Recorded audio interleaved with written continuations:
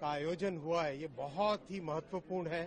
सामाजिक समरसता का हमारे भारत में, हमारी सभ्यता में एकता का संदेश है। इसमें मैं धन्यवाद देना चाहूंगा माननीय प्रधानमंत्री श्री नरेंद्र मोदी जी को, उनके नेतृत्व में इतना जबरदस्त आयोजन हुआ। मैं धन्यवाद देना चाहूंगा माननीय मुख्यमंत्री श्री योगी आदित्यनाथ जी को, इतना अच्छा इसमें आयोजन हुआ।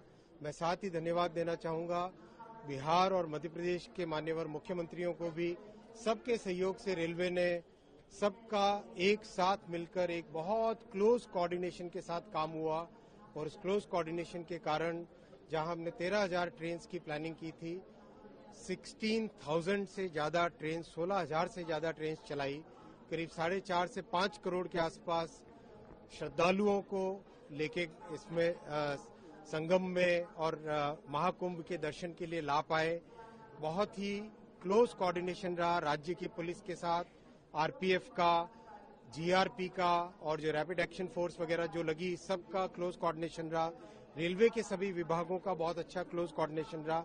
इस पूरे समागम में, इस पूरे महाआयोजन 45 दिनों में कोई एसेट, कभी कोई एक भी लोग को फेल नहीं हुआ, कहीं कोई एक भी दिक्कत नहीं आने दी। इस तरह की मेंटेनेंस की बहुत ध्यान रखा गया, और विशेष ध्यान रखा गया कि सब जगह श्रद्धालुओं को प्रधानमंत्री श्री नरेंद्र मोदी जी ने हमेशा हमको ये मार्गदर्शन दिया कि इसको आप क्राउड की तरह न समझें, श्रद्धालुओं की श्रद्धा को समझें, और श्रद्धालुओं की श्रद्धा और भक्ति में कैसे हम बढ़ा सके, उनको कैसे सहयोग कर सके, उस भावना के साथ काम करें।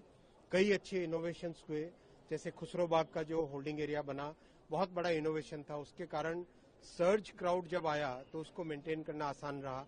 जिस तरह के होल्डिंग एरियाज बने, चाहे झूसी में हो, चाहे नैनी में हो, चाहे चौकी में हो, चाहे प्रयागराज जंक्शन में हो, चाहे प्रयाग स्टेशन में हो, उन सब के कारण, होल्डिंग एरियाज के कारण बहुत बेनिफिट मिला। आपस में विभिन्न सरकारों का और रेलवे का जो कोऑर्डिनेशन रहा, उसका भी बहुत लाभ मिला। इस सबसे जो सीखने को मिला है, टीम पूरा उसका एक एनालिसिस भी करेगी, और किस तरह से रेलवे के जो ऑपरेशंस मैनुअल्स हैं उनके अंदर एक परमानेंट चेंज लाने के लिए भी व्यवस्था करेंगे, जिससे कि आज से जो लर्निंग आई है, इस महाकुंभ से जो लर्निंग आई है, उस लर्निंग को हम देश के हर जगह जहां पर भी क्राउड, जहां पर भी अचानक पैसेंजर्स का सर्ज आता है, उसको हम संभाल सके, उसको ढंग से मैनेज कर सके। सर, इसमें चुनौतियां क्या आएंगी और इसका इम्पैक्ट क्या आगे जाएगा? सबसे बड़ी चुनौतियों में एक विशेष ये था, आईएनएस आ जाओ।